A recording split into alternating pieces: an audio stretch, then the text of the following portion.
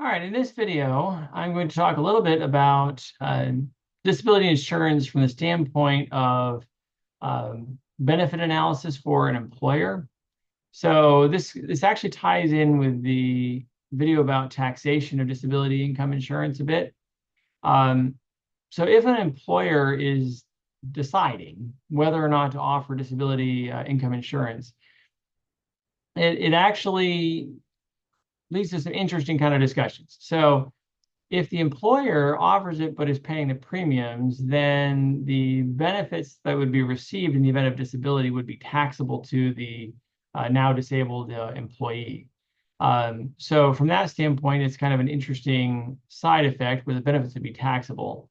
Another thing that an employer could do is an employer could say, well, um, how about I pay a bonus? I give you a bonus instead, and you, the individual, the employee, um, make a decision if you want to buy disability insurance based on your financial circumstances. So if you do that, well, the bonus is taxable up front. But then if it was used to purchase disability insurance, the benefits would be tax-free. So if the employer just buys disability insurance, then the employee doesn't wind up paying anything in taxes now, but if they actually get disabled, they're going to be paying taxes on that. If the employer offers a bonus, then there is an issue there in the sense that now the employee has to pay taxes on the bonus. But if they did buy a disability policy with the bonus, then they would receive the benefits tax-free.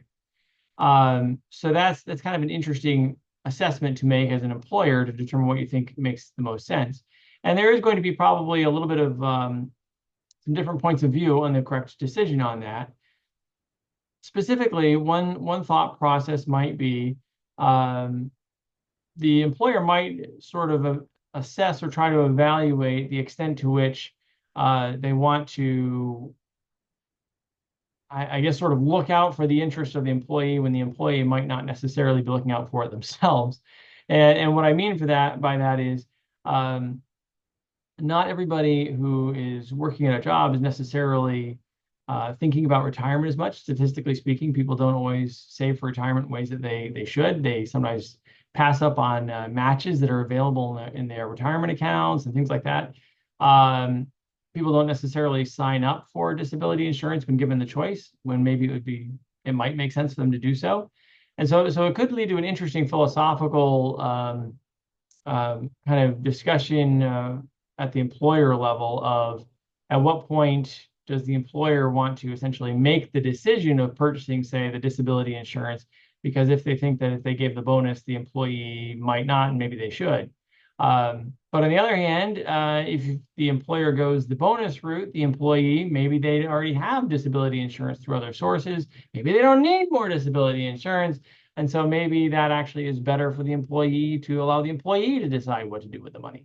And so there probably are going to be different companies that are going to arrive at different decisions there based on what their philosophy is, basically on the best decisions for their employees and what they think makes the most sense there. But it is kind of worth noting that there isn't necessarily a perfect answer to that. It depends a little bit on what the employer believes to be in the best interests of the employee.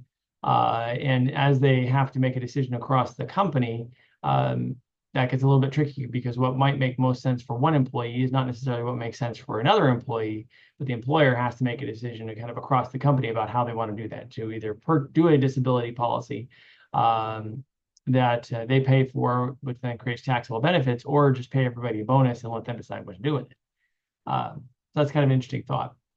Also, it gets a little bit interesting for pass-through entities. So for pass-through entities, so certain types of corporate structures where kind of the corporate income, passes through and is taxed at the individual level. So for those entities, they can typically take deductions for the premiums paid on disability income insurance, but the premiums would then count as income for the owner. And so then that would trigger taxes for the owner in that case. So when deciding whether or not to offer that, it would actually in that case would probably depend on the unique tax situation of the owner in terms of whether or not the owner would want to do that for some of those pass-through entities. All right, hopefully this little discussion about kind of the benefit analysis side from kind of the employer or corporate side has been a little bit helpful.